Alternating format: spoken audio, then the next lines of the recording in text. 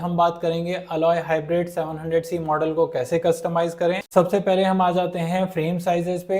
Frame sizes हमारे पास alloy hybrid में दो फ्रेम साइजेस हैं, 17 इंच और 19 इंच। अपनी इनसीम लेंथ चेक कर साइकिल साइज चार्ट में जाके अपनी इनसीम लेंथ से मेजर करेंगे कि कौन सा साइज आपके लिए ज्यादा सुटेबल है। हमारे पास जो दूसरा कस्टमाइजेशन होता है वो होता है टायर्स का। हमारे पास दो ऑप्शन अवेलेबल हैं, एक 30 TPI का टायर, एक 60 TPI का। TPI का मतलब होता है थ्रेड पर इंचेस। इसका क्या मतलब होता है? इसका मतलब होता है जब टायर बनाया जाता है तो मोर नंबर ऑफ थ्रेड यूज किए जाते हैं पर स्क्वायर इंच ऑफ टायर, जिससे क्या होता है टायर बहुत ही ज़्यादा डेंस हो जाता है और पंचर की पॉसिबिलिटी कम हो जाती है। अब आपको कौन सा टायर यूज़ करना है? अगर आप शहर में चलाने वाले हैं जैसे दिल्ली, मुंबई, बैंगलोर, तो आपके लिए 30 TPI is more than enough. मगर आपके यूसेज में अगर आता है कि आपको कच्चे रास्ते पे जाना है, ऑफ रोडिंग पे भी जाना है, या फिर आपको ऐसे रास्तों पे जाना है जहाँ पे पंचर की ज़्यादा पॉसिबिलिटी है, तो आप 60 TPI को यूज़ कर सकते हैं। तीसरा ऑप्शन आता है गेयर्स का। हमारे पास चार ऑप्शन होते हैं, 7, 8, 21, 24। आप 7 गियर यूज वहां कर सकते हैं जब आपका यूसेज 5 से 10 किलोमीटर का होता है। फ्लैट एरिया पे कुछ फ्लाईओवर्स हैं, उनको 7 गियर कवर कर लेता है। मगर अगर आपका यूसेज 15-20 किलोमीटर का है या फिर इवन 10 किलोमीटर का है, मगर उसमें हिली एरिया आ जाता है, बहुत स्टीप रोड आ जाती है, फ्लाईओवर से ज़्यादा स्टीप रोड आ जाती है, तो आपको 21 गियर यूज करना होता है। और 24 गियर में क्या डिफरेंस होता है? अगर आपका यूसेज ज़्यादा होता है, जैसे आप डेली 30 से 40 किलोमीटर चलाना चाहते हैं या फिर लॉन्ग राइड पे जाना चाहते हैं, तो आपको कैसेट बेस्ड गियर सिस्टम चाहिए होता है। 8 और 24 गियर में अगेन सेम लॉजिक लगता है। अगर आपका 30, 40, 50 या 100 किलोमीटर का रास्ता सिर्फ फ्लैट रोड्स और फ्लाईओवर के साथ है, तो आपको 8 गियर इनफ है।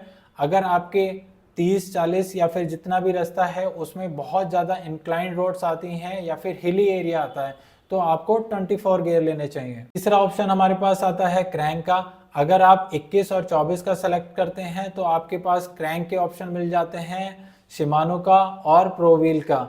इन दोनों का मटेरियल सेम होता है, नंबर ऑफ टीथ सेम होती है, तो आपको राइडिंग स्पीड सेम ही मिलेगी, आपका परफॉर्मेंस ऑलमोस्ट सेम ही रहेगा।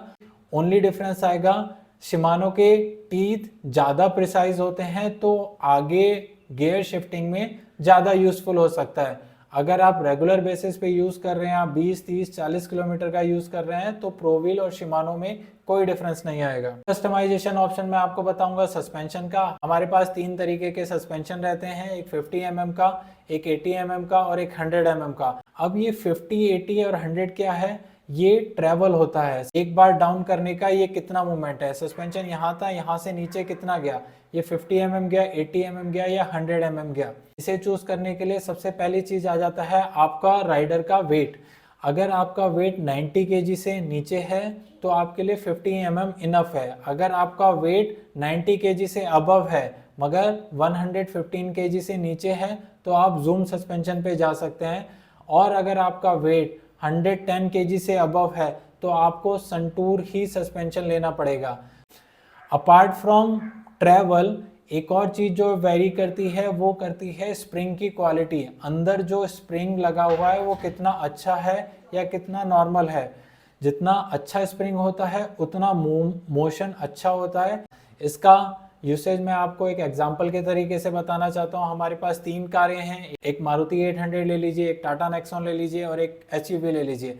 अगर आप सीमेंटेड रोड पे जाते हैं और स्पीड ब्रेकर क्रॉस करते हैं तो तीनों में ज़्यादा डिफरेंस नहीं फील होगा। मगर अगर आप एक बहुत ही रफ सरफेस पे चले जाते हैं तो मारुति 800 में आपको पूरा अंदर तक हिल जाएगा। नेक्स्ट टाटा नेक्सॉन में आपको थोड़ा सा अनकंफर्टेबल लगेगा, मगर एसयूवी में आपको पता ही नहीं लगेगा। सेम तरीके से हमारे पास ये 3 सस्पेंशन होते हैं, एक 50 mm, एक 80 mm, एक 100 mm। फिर हमारा कस्टमाइजेशन आता है ब्रेक का। हमारे पास 2 तरीके के डिस्क ब्रेक्स होते हैं, एक जैक 7 ब्रांड के डिस्क ब्रेक हैं, एक टेक्ट्रो ब्रांड के डिस्क ब्रेक हैं। इन दोनों में डिफरेंस क्या होता है? अगर आपका पर्पस सिर्फ सिटी यूसेज के लिए है, आपको ऑफिस जाना है, आपको रेगुलर कम्यूट करना है, एक्सरसाइज करना है, मैक्सिमम 5 से 10 किलोमीटर का यूज़ करना है, जैक 7 इनफ है। मगर आपका अगर यूसेज है जब आपको पहाड़ों पे जाना होता है, तब आपके लिए टेक्ट्रो ब्रांड ज़्यादा यूजफुल है। रीज़न मैं बता देता हूँ। जब हम पहाड़ों से नीचे उतर रहे होते हैं तब हमारी स्पीड बहुत ही ज़्यादा हो जाती है। इवन हम पैडलिंग नहीं कर रहे होते हैं, उस टाइम पे रेगुलर ब्रेक काम करना बंद कर देते हैं।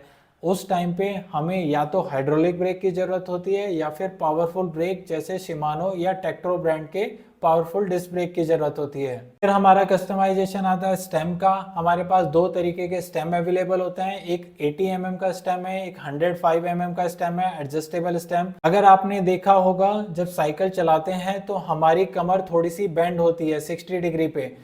उससे क्या होता है, जो भी लोग जिनको बैक पेन का इशू है या फिर जिन लोगों को नहीं भी है, वो जब लॉन्ग राइड पे जाते हैं तो बैक में पेन होने लग जाता है। एडजस्टेबल स्टेम का यूज़ क्या होता है, एडजस्टेबल स्टेम से मैं अपनी राइडिंग पोजीशन एडजस्ट कर सकता हूं और 60 डिग्री की जगह मैं 80 डिग्री की कमर की पोजीशन पे राइड कर सकता हूं।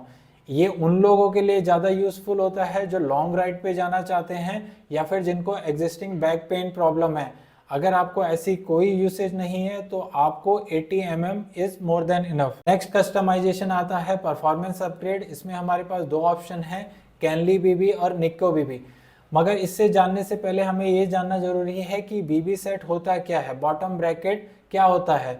अगर आपने साइकिल चलाई है तो आपने नोटिस किया होगा जब आप राइट साइड का पेडल मारते हैं तो लेफ्ट साइड का पेडल अपने आप ऊपर आता है, क्योंकि ये दोनों साइड के पेडल बीच में फ्रेम के थ्रू एक बियरिंग से कनेक्ट होते हैं जिसे हम बॉटम ब्रैकेट कहते हैं। अब निक्को और कैनली में क्या डिफरेंस आता है, निक्को का जो बियरिंग्स होते हैं वो थोड़े ज़्यादा स्मूथ क्वालिटी के होते हैं, मगर कितना परफॉर्मेंस में अपग्रेड आता है ये एक लेमैन, एक रेगुलर इंसान को पता नहीं चलता इनमें से कौन सा यूज़ करना है। अगर आपका यूसेज 5 से 10 किलोमीटर सिटी का यूसेज है तो कैनली आपके लिए मोर देन इनफ है। अगर आपका लॉन्ग राइड पे जाने का प्लान है 50 किलोमीटर 100 किलोमीटर तो आप नेक्को को चूज कर सकते हैं। फिर मैं कस्टमाइजेशन की बात करूंगा।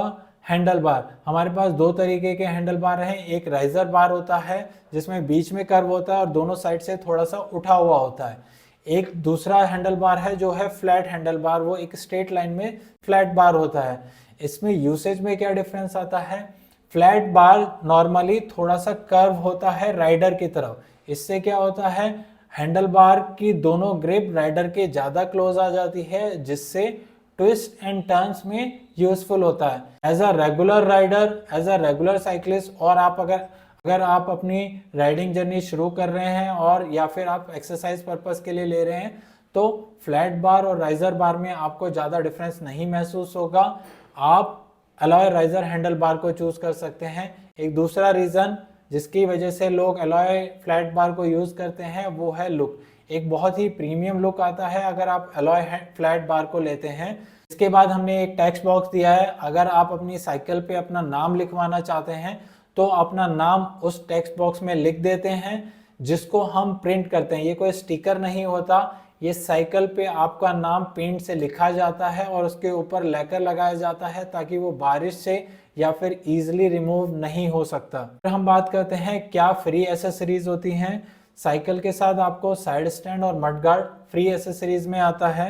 इसके अलावा भी जो आप एसेसरीज ले सकते हैं वो है bell, bottle holder. Bottle holder बहुत ही ज़्यादा ज़रूरी होता है क्योंकि राइडिंग करते हुए आपको बहुत पसीना आता है और आपको रेगुलर पानी पीते रहना पड़ता है। नंबर लॉक और की लॉक, आप अपनी सुविधा के हिसाब से एक लॉक ले सकते हैं। ऑर्थो मेमोरी फोम वही चीज़ होती है जैसे आपने सुना होगा मैट्रेसेस में होता है जो बेड पे यूज़ होते हैं।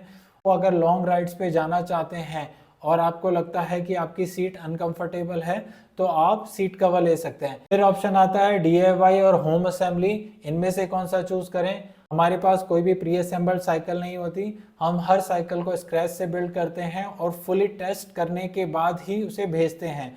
DIY केस में हम साइकिल में 3 चीज़ों को रिमूव करते हैं, हैंडल, पेडल और फ्रंट व्हील। आप हमारे असेंबली वीडियो में जाके देख सकते हैं, ये बहुत ही ईजी होता है लगाना, मगर एक बार लगाने के बाद आप अपने लोकल टेक्नीशियन से चेक करवा सकते हैं। होम असेंबली आज की डेट में हमारे 100 सिटीज़ में होम असेंबली के ऑप्शन है जहां पे हमारा टेक्नीशियन आपके घर पे आएगा और ये 3 चीज़ें फिक्स करेगा एंड उसके बाद आप टेस्ट राइड करके भी चेक कर सकते हैं।